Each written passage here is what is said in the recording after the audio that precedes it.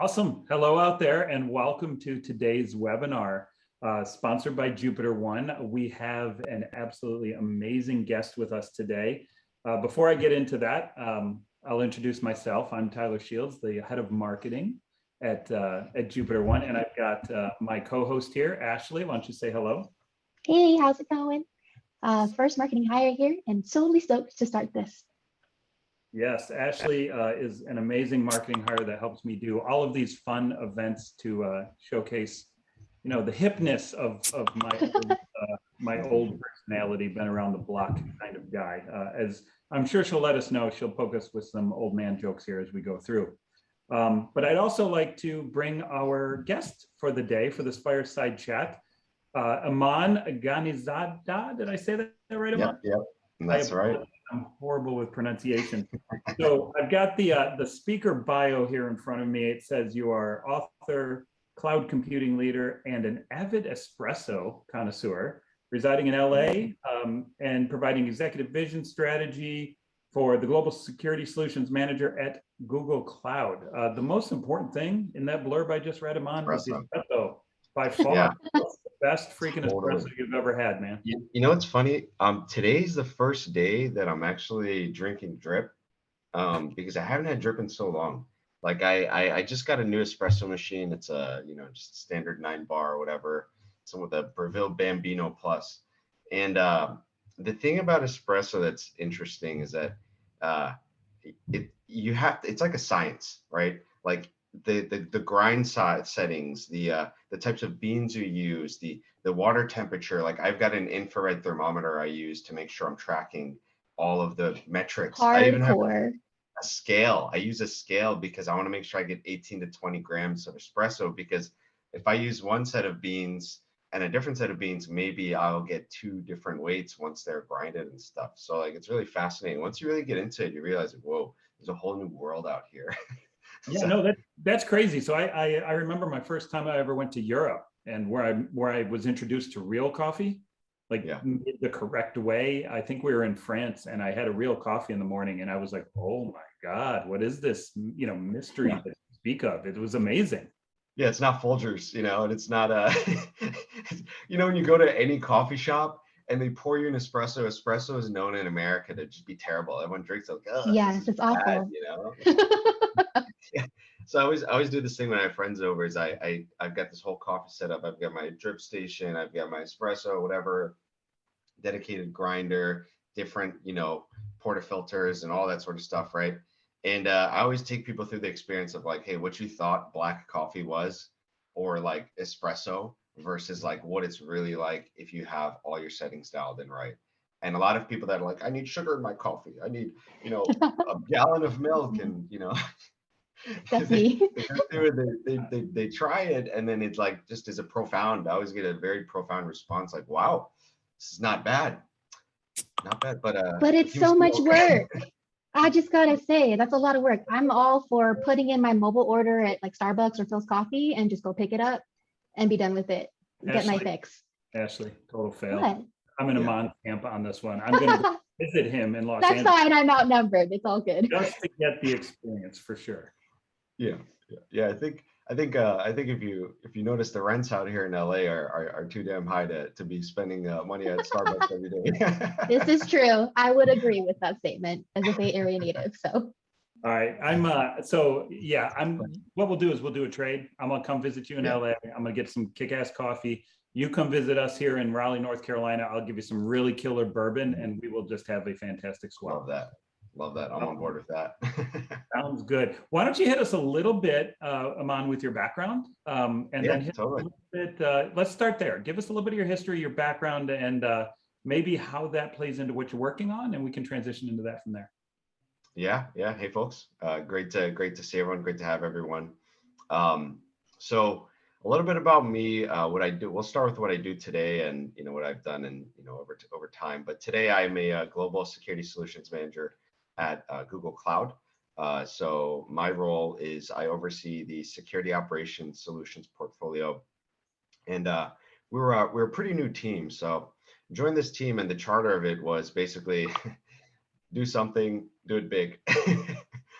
So it was nice because I like to think I'm, I love problem solving, and I've taken many attempts at building startups and failed, miserably. So I like to think I'm entrepreneurial, but this is the perfect opportunity to sort of step in and try to do something impactful for the industry. And I've been over so many different aspects of cybersecurity, both from like compliance risk management to being an engineer to being around the SOC a lot to working with clients across verticals, at Google, and leading the security transformation for some of our, notable deals and whatnot. So I feel like I've had a well-rounded experience in the security space.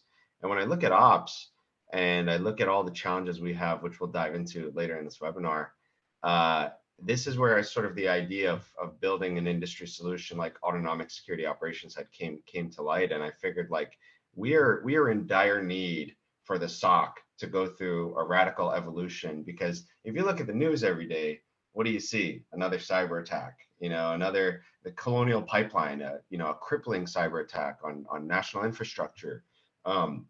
We have clients that serve their customers by hosting infrastructure for diabetic glucose monitors on Google Cloud and whatnot. What happens if they get attacked and they go down? You've got potential people's lives at risks now. Like, technology is consuming more and more and more of our lives, right? So it's more important now than ever to make sure that our teams are equipped to defend against modern cyber attackers, because the way we're headed, if you see everything on the news, is it's only sort of headed it's only getting worse.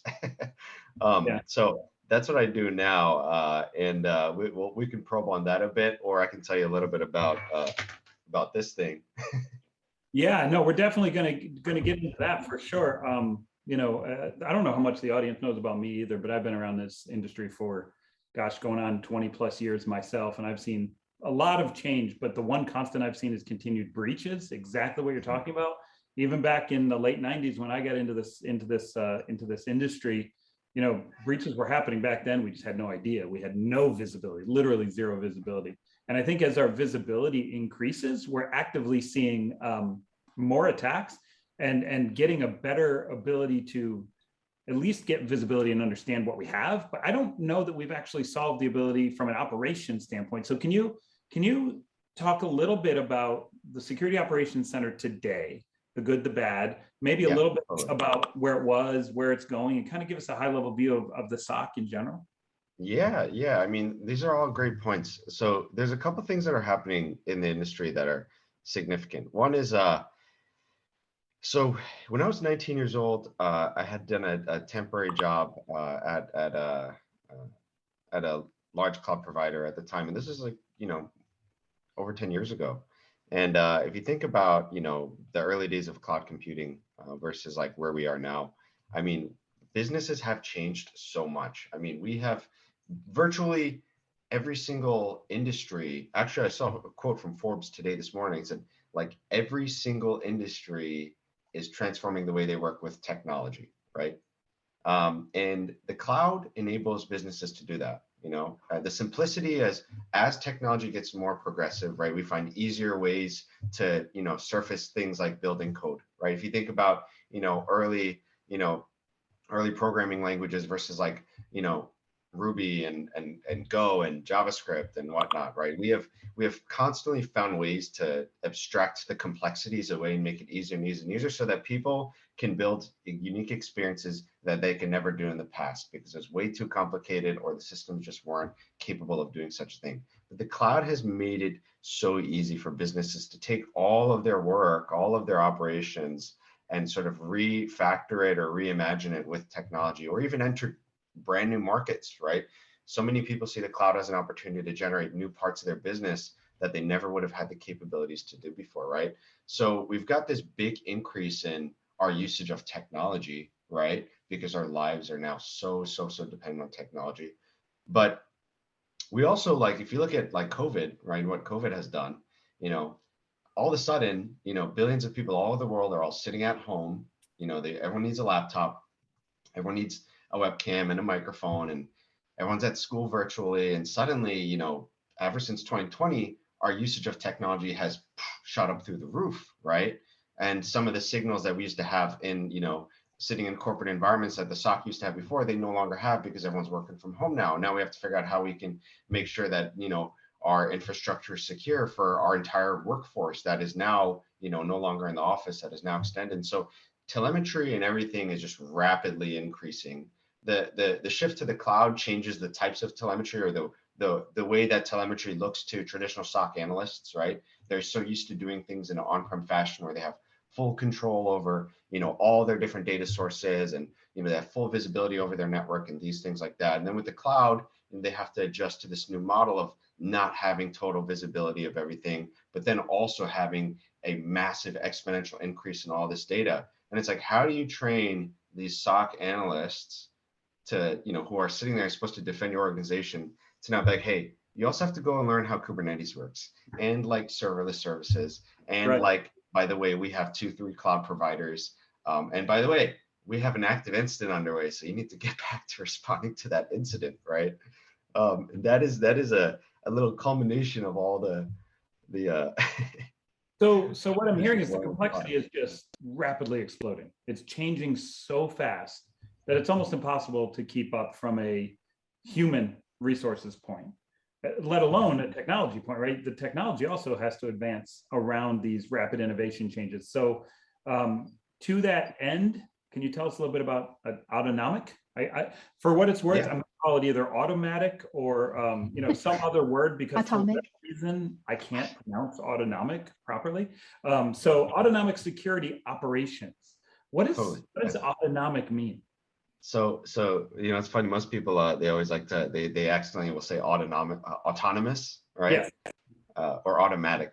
Those are the two big things it gets. So what autonomic security operations is if you think about, the creation of DevOps, right?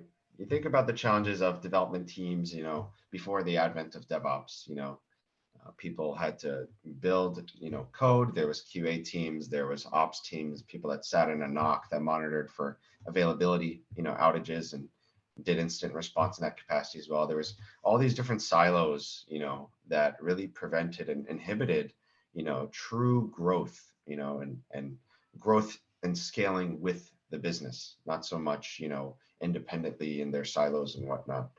And the SOC has similar challenges, right? Where, like people always like to say there's DevSecOps and blah, blah, blah, blah, blah. Like there's all these different,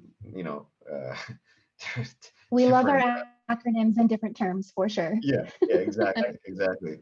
But I always like to say, like, there's security of the infrastructure, which is DevOps, DevSecOps, whatever you want to call it, right? Everything that has to do with building and deploying and managing code securely, right? But then once an attacker sort of gets into your environment, right, they gain a foothold, well, that's the job of the SOC or the security operations teams to detect and respond to those attackers. It's a different mission, but it still remains the same, even with modern computing architectures and whatnot, right? And so what DevOps has done to the whole development industry, right? This whole evolution of breaking out the silos and bringing everyone to this state of being where they really focus on automation, right? And truly solving, building scalable solutions to problems, taking an engineering-centric mindset to, building and deploying and managing code, right? I think the SOC also has to go through the same evolution.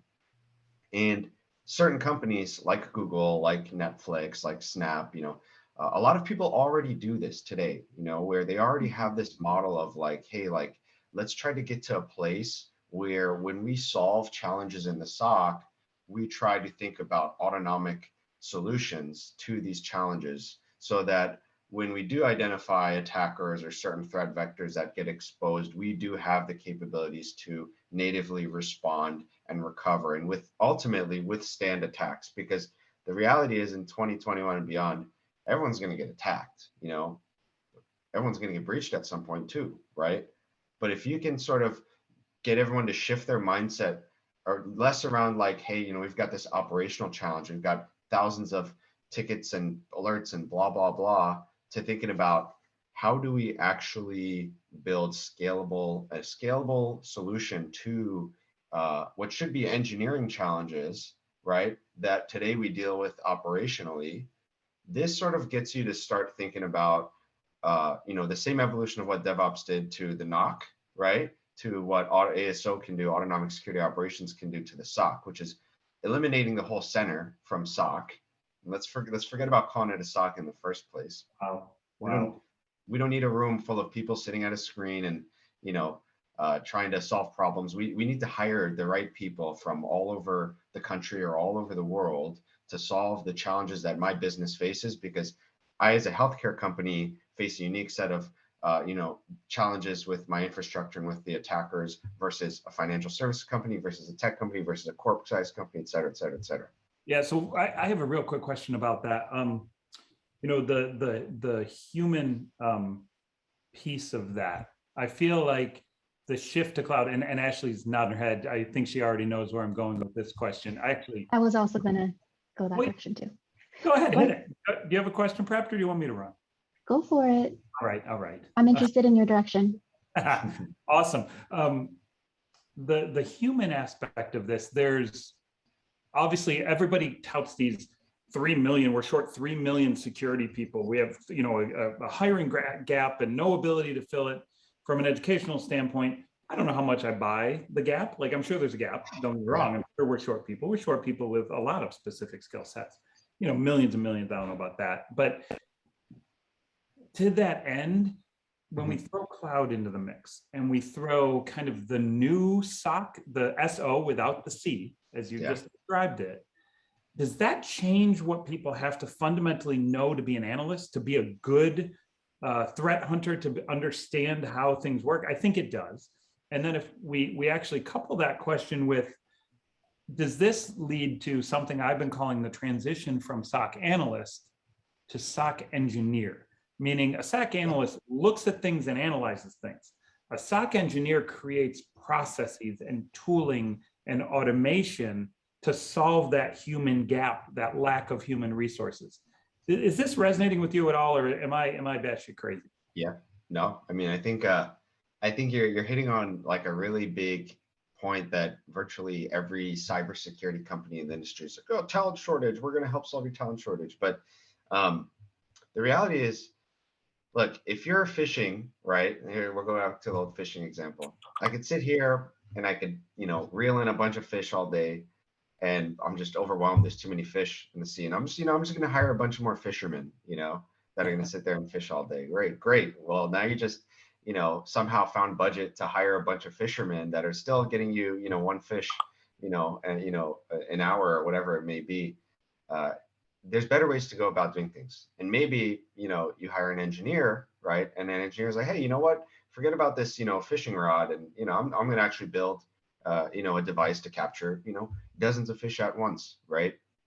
And now you have modern day fish farms that like basically cultivate and ruin the lives of fish and deliver us like highly processed GMO, salmon. But anyways, that went down a dark path. Okay. Now you're like abusing the fish. It's like bad. No. But the idea is that, hey, look, like when we think about operational issues, and the talent shortage exists because we've got so many alerts, so many false positives, so much data, and analysts are just overwhelmed, and you can't just hire more analysts. And why can't you hire more analysts in the first place? Because security doesn't make money. And you know how hard it is to go to the business leader and say, hey, we need to triple our security workforce. And they're like, wait, are you generating how much revenue for our business? Well, we've quantified risk management in this way, and we're protecting you from X amount. It doesn't work that way. So this whole, the shift needs to be focused on, hey, you know what? We don't need to shoot down analysts. Analysts are such a core part of security. They know this space better than anyone who's on the DevOps side of the world, right? They know detection and response better than anybody. But let's empower our analysts to not be flooded and overwhelmed with responding to tickets and alerts all day, right? Let's try to upskill our analysts and empower them to become engineers, to build solutions to certain threats, not build alerts simply for the detection of threats. That way, for example, like a company like Netflix does this, I believe, or Palantir does this as well, is that the people that build the solutions, the detections to certain alerts, they're also the ones that also respond to them, right? Because they also have to basically dog food their own work so that they can kind of go back and fix it so that we can like try to actually get to a point where we're not having 97% false positives, and everyone can sort of take part in really building strong detection logic in our, you know, in our infrastructure, and the tools to respond to it as well, right? And the processes to respond to it as well. Yeah, one of the things that I actually wanted to circle back to is this whole shift in how people work together. So in the white paper that you wrote, there were different stages of how you advance the different pillars that we're talking about, right? The people, the processes, the technology, and I think there was one more, yes. So what in your mind are the steps that organizations can take? Because of course that's a pipe dream, right? To have your empowered security analysts and employees feeling fulfilled in the work that they do and not burning out. But I think the reality of today, especially in the remote setting that we're in, a lot of people are feeling an excess amount of burnout, right? And work. So Totally. From that perspective, what are the recommendations that you have here for moving from, you know, triaging all the time, your hair's on fire, to the dream day, right? Yeah, no, great question. So this is where sort of the whole ASO philosophy sort of came to be, is that when we were looking at this problem, we were like, hey, you know what? There's going to be a million cybersecurity vendors that get funded by big VCs that are like, hey, we've solved X problem, you know, for you, for the world. And they're going to hunt down every CISO and say, hey, you know, we built this software, it costs several $1,000,000 and, you know, buy it. But what we really need to start doing is you know, this is where the essence of ASL comes, is we need to sort of drive this industry out of this, you know, sort of product-centric approach to, you know, solving challenges, and really get them to understanding all the different components of how we can sort of truly revolutionize and transform the way that we work together, right? And if we start to do that, if we start to win the hearts and minds of people, then we start to get people to all rally behind this approach of like, hey, if we really want to sort of keep up with our business, scale up, scale down with our business, right? Do what DevOps does, you know, their equivalent, then like we really have to reimagine the way that we work. And if we want to fight this talent shortage challenge, right, then we have to do that, because when we start to reimagine the way that we work and the way that we solve problems, we start to think about how we can distribute operational tasks, maybe to products, maybe to technologies, or maybe to other people, right? I always like to say that security is the responsibility of everybody, right? And the reason why everybody's not doing security, because if you think about it, 90% of the issues that happen in the SOC all happen due to some misconfiguration that happened on the development side of the world, right? If you think about it, and I'm going to get a little philosophical here, but this is the first time in the past however many, you know, millions of years of human, you know, Homo deus, Homo erectus, Homo sapien years of existence, that the human mind has transitioned from their physical sense to being born in this technology metaverse, you know, to where, you know, in the past, you know, and in the physical world, I go out, I lock my doors, I put my seatbelts on, you know, I always got situational awareness. I'm a human being. That's innate to me, right? But in technology, suddenly it's like, hey, that's the responsibility of the security team. That's the security guy's problem, right? And so like the idea of shifting things out is that the SOC alone cannot solve all of these challenges. We have to think about how we can distribute work both within the SOC, to tools, to different teams, to different people, how we can engineer unique solutions, and how we can shift left, not just across the DevOps side of the world, but also across the DevOps people and the teams, and et cetera, et cetera. You get it. Yeah, no, that's super interesting. And I think, you know, there's a slight joke here. You actually brought up the term metaverse, which, you know, made me super smile. So that's the buzzword of the day, folks listening. Google metaverse, look it up, learn it. No, I'm just kidding. Follow on for you. Actually, I'm going to shift a little bit to a slightly different question here. Metrics, SOC metrics, right? You know, when I was a SOC analyst, so in the pre-show, we had a little pre-show briefing for those that are watching. I divulged that I was once a SOC analyst for 1 year in my life. And they're laughing because they know where this story is going to go. I was actually a SOC analyst for the United States Postal Service, which being a SOC analyst in 2001 for the United States Postal Service was the worst job in history. If you ever find me at an event, feel free to buy me a beer or one of Aman's wonderful espressos, and I will give you the gory details of why it was really bad. But in 2002, our metrics, and they were, even in 2001 or 2002, when I was an analyst, they were like, how many things did you block today? That was the metric of choice in 2001. So we would look at the firewall logs, and every time we dropped a packet, we ticked a counter, right? We blocked a packet. We stopped an attack. It was such garbage. The metrics were so bad. And I think today we've gotten to the point where we hear metrics like mean time to detection, mean time to remediation. Are these the right metrics for today? Are these the right metrics for the future as we move into, more security engineering style models? And how would you just give me your rundown on metrics in general when it comes to success of a SOC? Well, I got my popcorn because I was waiting for you to tell the story. I love it. You had the popcorn ready for if I would divulge that story. Real quickly, for those of you that are listening, the story involves websites you shouldn't go to see and having to look at a lot of them. And it was not a good job. So to confirm that they are what they are.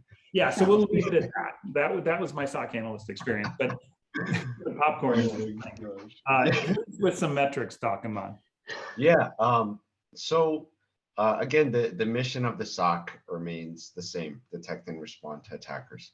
The metrics, things that are most important, right? The things like mean time to detect, mean time to respond, right? These metrics are obviously still the most important things, but optimizing false positives and all these sort of things, right? But really, where we're trying to get to is, we know that virtually every company in the world is going to have security incidents, right? Every single organization in the world, including Google, everyone. But what's more important to me, if I was a founder or a CEO of a company or a CISO, is that it's one thing if I, get attacked by an organization, I suffer a big, massive incident and a breach, data loss, exposure, millions of dollars.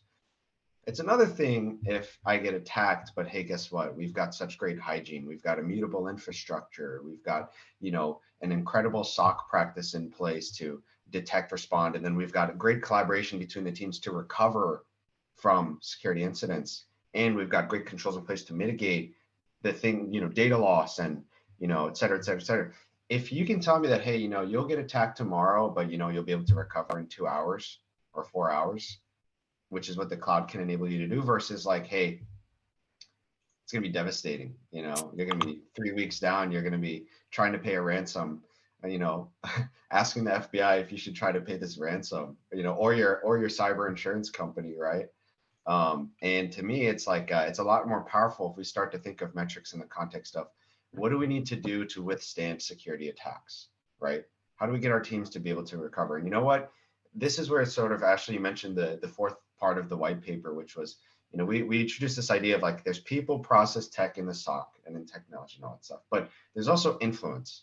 And this is why influence is so important, because if I'm a SOC analyst and I don't understand the bigger picture of how things work outside of my SOC, like what happens before when developers are building infrastructure to get to this point in the first place for a threat to sort of get through this threat vector, right?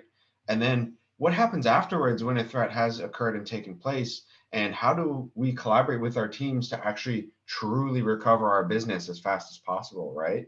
If you don't understand these things, then it's really hard for you to actually build scalable solutions to the problems that your business faces. And this is where the concept of influence comes in.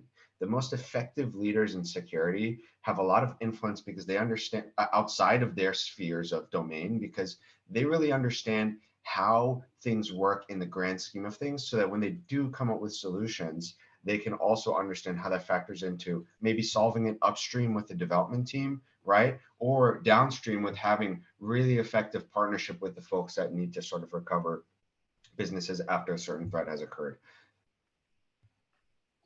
Yeah, no, absolutely. So does it make sense then, from the way I understood what you were just saying, detection remediation meantime still is a very important thing, but it has to be understood in conjunction with the design of the infrastructure and the design of what you do. So for me, back in my postal service days, mean time to remediation of 2 weeks could have been amazing, right? That could have been a metric, a KPI of, hey, if we get attacked and we get this thing flipped in 2 weeks, 3 weeks, or even 2 months, we've won, because the infrastructure was so, I mean, it's 2001, guys, the infrastructure, very difficult to eradicate attackers. You had no ability to rewrite, replace, resurface, all that kind of stuff that you get with the cloud. So, but in today's, the metrics that we should be using really don't necessarily change, but the numbers, the goals of those numbers should be drastically different. Is that correct? Yeah. At the highest level, they don't, at lower levels, of course, there's, different things that probably different metrics that matter to, when you're looking at engineering problems, versus operational problems, right? But at the highest level, no, they don't change. They're still, those are still, the most important things for your business to do, right? And we talk about metrics a lot in the white paper, so I'll definitely recommend everyone sort of dive into the content there. Yeah, real quick on that, Ashley's going to paste the white paper, the blog, all of that stuff into the chat if she hasn't already. So go ahead and monitor that chat. Also, for those of you that are watching live, this is a live webinar, and we will be having the recorded one. Please ask questions. Feel free. We'll bounce them. We'll make sure that they're legit, not trolling questions, and we'll make sure Iman answers them before we get off the. What was your favorite website back when you were an analyst that you had to? That is a trolling question that is being thrown out the window. So we talked a bit about some of the concepts of the white paper. Talked a bit about SOC in general. Can you also talk about the Google Cloud Certified Professional Cloud Architect book? Yeah. That's a great. That's a great. Girl, you are the Google search guy, right? Hold on. This is me teeing it up for you, buddy. Here you go. Go.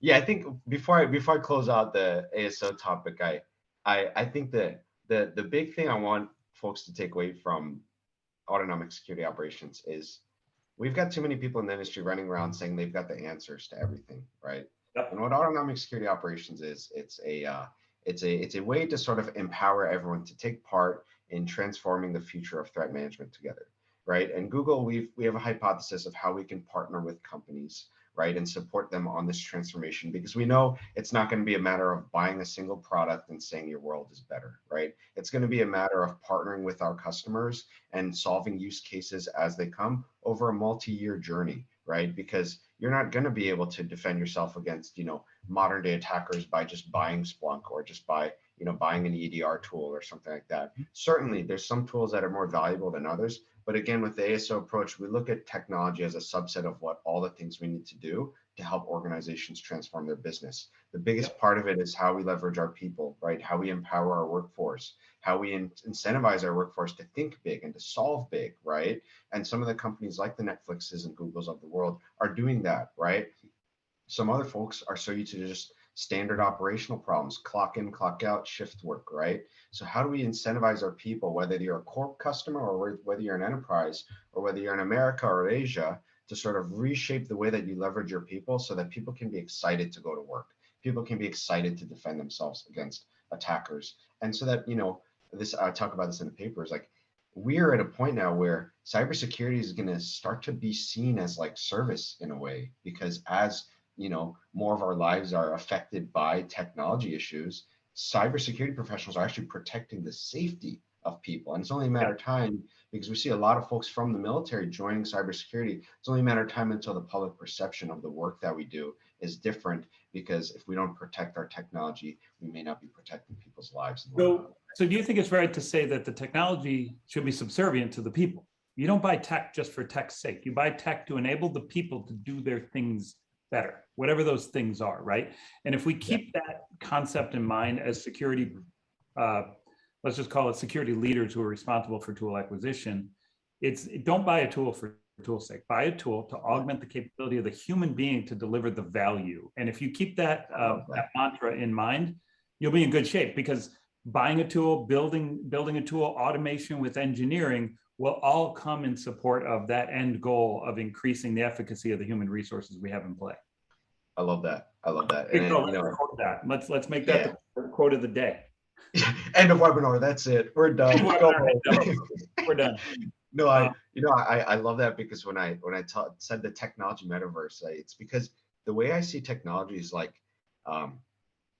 what we leverage technology to do is we leverage technology to do the things that we physically can't do, because we are only one person and we only have so many finite amount of capabilities as a human, right? And we leverage technology to think and deliver insights that we can't sit there on paper and analyze ourselves with math and science and whatever, statistics and whatnot. But we can leverage technology to derive these unique insights that our brains physically can't. So we're always looking at technology as a way to augment ourselves as humans. And if you think about that same thing in the SOC, how can you leverage technology to augment your people to maximize their effectiveness, right? Then you start to look at technologies differently and how their value, what their value is, and that sort of stuff. So love that. Yeah, no, totally. This is great stuff. Yeah, I think actually, before I jump to the book, I already cut to the book once, but I'm going to rewind. I want to actually, do you have any other questions specific to the ASO topic? Because I think the topic is super amazing and deep, and I could easily go 2 hours on it. So what other ones do you have on it? There's actually a question in the Q&A, and we've got, let's see, what would be your most effective countermeasure against automated attacks or automated red team operations? That's a great question. Where is it? I'm looking for it. It is in the Q&A. Oh, okay. So for automated attacks, I guess it really depends on, what type of attack you're facing. You could think of things like, for example, for a lot of customers who are, who get, DDoS attacks, from, in their traditional legacy infrastructure and whatnot, and they have to build out their infrastructure, in a way to sort of be able to sort of absorb, lots of distributed attacks worldwide, right? One way you solve that, right, is by, migrating your technology stack to a cloud provider with a massive globally scaling infrastructure like Google Cloud or Amazon or whoever it may be, right? And you're like, hey, great. That age-old problem of, having to sit there and figure out how I can solve things like DDoS attacks, right? I actually can pretty much mostly be solved, with my cloud provider, because they're managing that part of my infrastructure, right? And so I always look at like, how can you leverage, in the cloud, there's a couple things. One is, how can you leverage a combination of both managed services and the shared responsibility matrix, so that, you can dish off security responsibilities to your cloud provider. Like, for example, like we have some instances where customers, there'll be port scanning activity that happens in a customer's environment, right? And someone's just out there, looking for someone's project to firewalls that are open, right? And, our cloud, we as a cloud provider, are providing those insights to our customers and detecting that type of activity, so that they no longer have to do that, and so that they can just focus on, what it takes to sort of protect themselves against an event like that, right? So when you think of like automated attacks, there's all sorts of things across the whole SDLC process, right? From how you build your code securely, even doing things like, doing fuzzing and doing all these, exercises, when you're building code to make sure your code is secure. But then, in the SOC, and for the red team, it just depends on which attack you're referring to, right? There's so many different layers to this that, maybe a more specific example would be nice to probe down on. Sure. Were there any other questions in the chat, Ashley, that we saw? From what I can see, no. Okay. In that case, tell me a little bit about the book you wrote, Iman, because I've tried to write books in the past. It's a nightmare, and it's the most impossible thing to do on the planet. So I will never ever try to write a book again. But that being said, I have respect for those that are able to complete the book stuff. So tell us a little bit about the book. Yeah. So the book is I'm gonna do a shameless plug. This is the Google Cloud Professional Cloud Architect all-in-one exam guide. To be honest, I said this before. I was like, I've never imagined writing a book, not until I'm like 60, and I'm like, And I'm like, Remind I them got what. nothing else to do. I'm just gonna write a book, you know. And I don't even know. I'm probably gonna talk about espresso in this book, you know. There you go. I think it's a good idea. Yeah.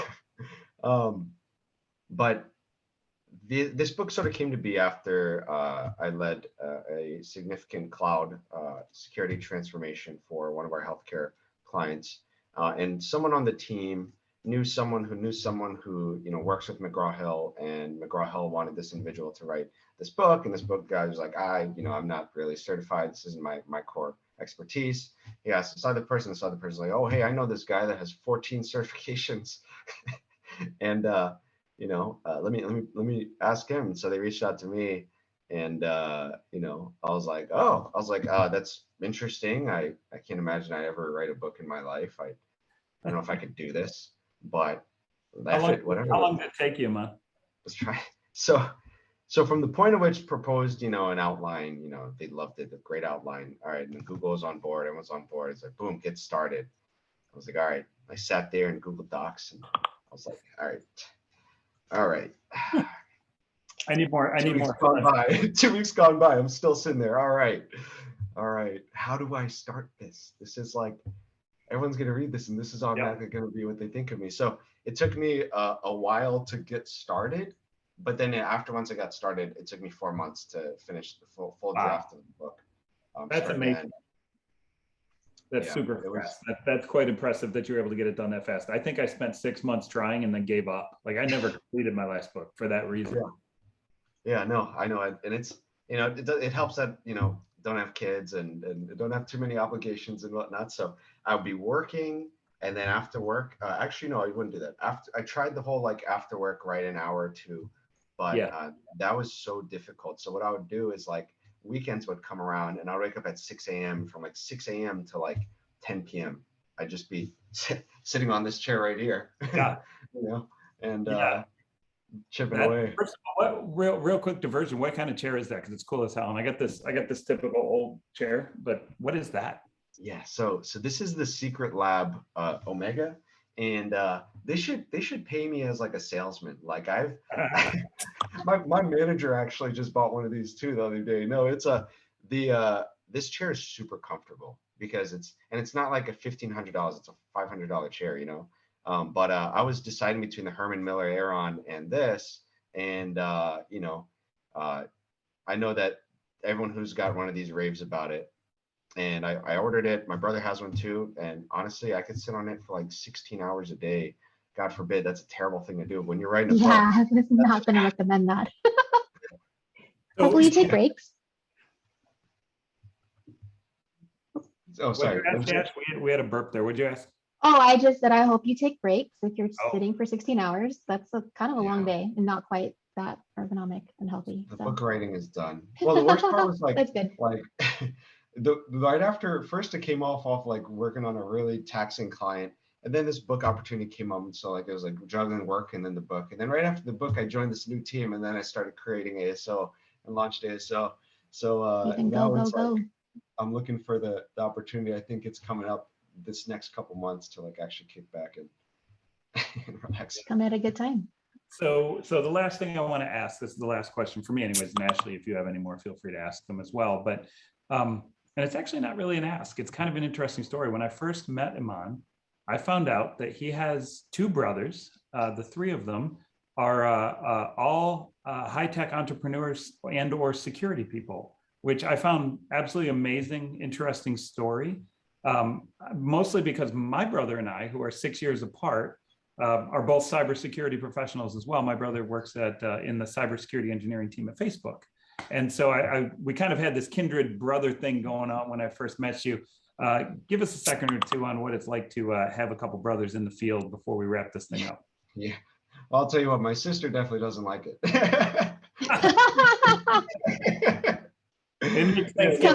Having two brothers myself, I understand.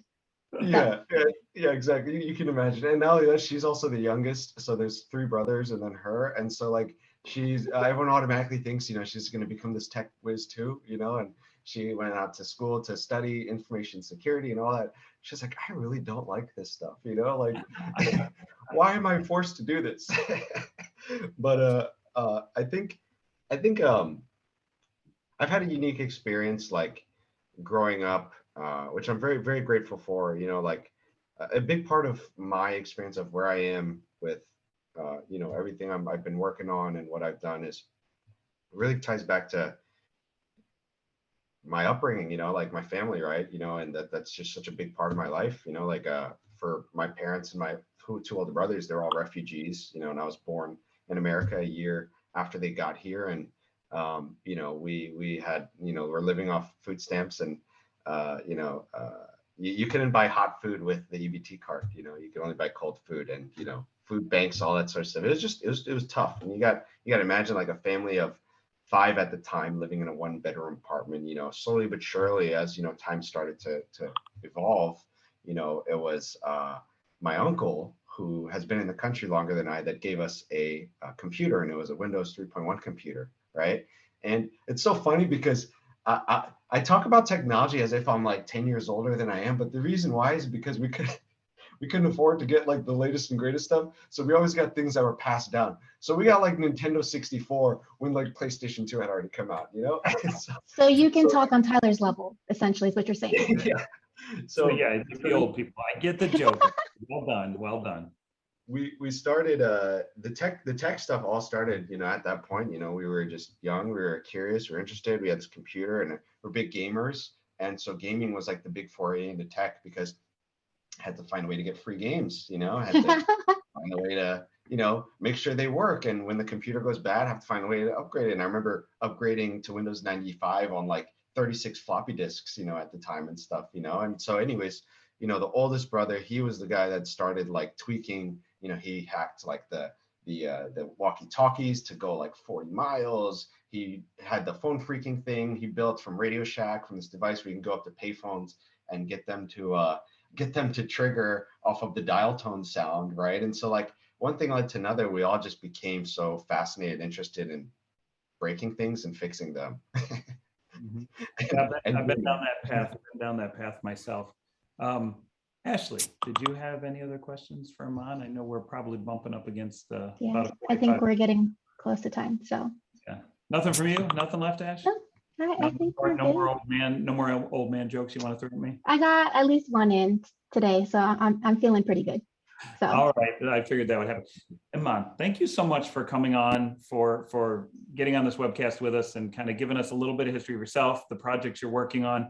I think they're super interesting, and I'm so glad you happened to be okay with coming on here. So thanks again. We really, really appreciate it. For the listeners out there, you know, we're going to be doing a lot more of these here at Jupiter One. Ashley and I hope to be putting these out on a semi-frequent basis. So feel free to sign up for our Jupiter One newsletter. You can go to our website, jupiter1.com, and sign up for any of the areas on the website to sign up, and you'll be added to our mailing list. And from there, yeah, we look forward to talking about some really fun topics as we continue to grow this program. So Aman, thank you again, brother. Appreciate it. Thank you. Thank you for the great conversation. Bye, everybody. Take care. Take care, Tyler. all right, see ya. Thanks, everyone. Bye.